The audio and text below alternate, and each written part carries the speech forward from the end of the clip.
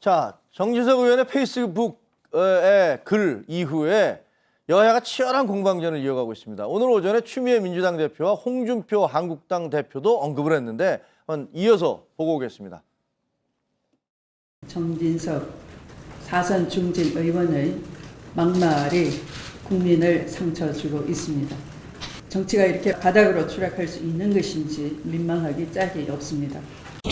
민주당이 침소공대에서 문제를 키우는 것은 결국은 640만 달러 뇌물 사건의 재수사 문제와 범죄 수익 환수 문제에 귀착이 될 수 있다는 것을 경고합니다. 자, 지금 뭐 들으셨습니다만 이거는 법률 법대 교수니까 노 교수께서 좀 말씀해 주세요. 저게 법적으로 네. 지금 이제 노 대통령은 이제 사망하신 분이죠. 예, 이제 돌아가신 분인데 네.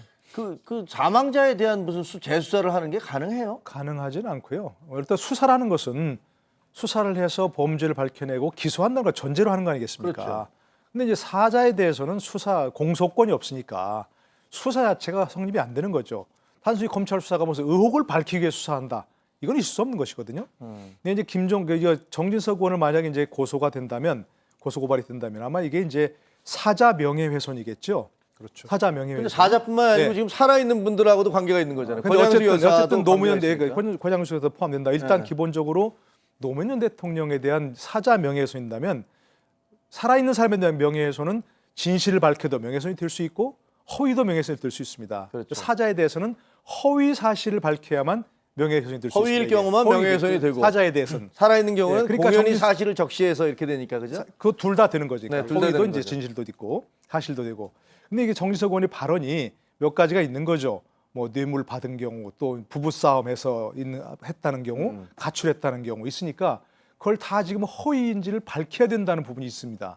그러나 아까 말씀하신 대로 말씀드린 사자에 대해서는 뇌물수 범죄에 대해서 밝힐 수가 조사할 수가 없으니까 이 부분은 결국 늘 정치 공방이 그렇지만 결국 정치 공방하다마는 그런 상황이 될 수밖에 없는 노무현 상황이죠. 재단이 정진석 네. 의원에 대해서 그 고소를 한다고 해서 이것이 뭐 사실상의 내용상의 재수사로 가지 않겠느냐라고 생각하는 사람이 일부 있던데요. 그게 아닌 게 네. 사자 명예훼손 사건에 대한 입증 책임은 명예훼손 혐의를 받고 있는 사람이 해야 되는 것입니다. 그러니까 정진석 의원이 그럼 부부싸움만 입증해라. 그다음에 권양수 여사가 당시 가출한 걸 입증을 해라. 하면은 뭐 본인은 무죄가 그러니까 무혐의가 되겠죠. 검찰 단계에서 또 법원에 간다더라도 무죄가 되겠죠. 근데 그게 아니고서는 유죄가 되는 것이고요. 검찰이 나서 가지고 이것이 진실인가 아닌가를 검찰이 입증하기 위해서 재수사를 하고 재조사를 하는 이런 일은 없다라는 것입니다. 그러니까 재수사 얘기 자체가 성립이 안 된다라는 것이죠. 자, 그런데 지금 여권에서는 그러니까 민주당이죠. 보수 야당이 그 노무현 전 대통령 이야기를 이렇게 꺼내는 거, 그러니까 정진석 의원이 꺼내는 것들은 당분이 계산적이다. 네. 뭐 이런 얘기도 하고 있는데 그럴 가능성도 있습니까? 두 가지라고 볼 수 있겠습니다. 첫째는 이제 당연히 약간 이명박 전 대통령이 이제 수사선 민주당의 어떤 주된 지금 공격 대상이 오른다고 판단을 해서 일단 이명박 전 대통령 구하기에 나섰다 이제 이렇게 볼 수가 있겠고요. 이명박 전 대통령에 대한 그 의혹이 자꾸 제기되는 측면을 저렇게 노무현 전 대통령과 그 부인 뭐 이런 무슨 그쪽에서 뭐 뇌물을 받았느니 뭐 부부싸움을 했느니 뭐 이런 쪽에 이제 논란으로 끌고 가면서 이른바 소위 물타기를 해서 그 어떤 이명박 전 대통령에 대한 칼날을 좀 무디게 하는 효과 이제 이것 하나 노린 게 있고요. 또 하나는 자유한국당 대 어떻게 보면 청와대의 어떤 구도를 만들려는 그런 의도도 있다. 그러니까 쉽게 말하면 지금 오늘 바로 사실은 문재인 전 대통령이 야당 대표들을 이제 청와대로 불러서 협치를 당부하게 되지 않습니까? 여기에 대해서 지금 홍준표 대표만이 불참 의사를 확실하게 밝혔거든요. 바로 이 문제도 하나의 중요한 불참 원인인데 그렇게 본다면은 그러면서 한 가지 중요한 단서를 하나 달았어요.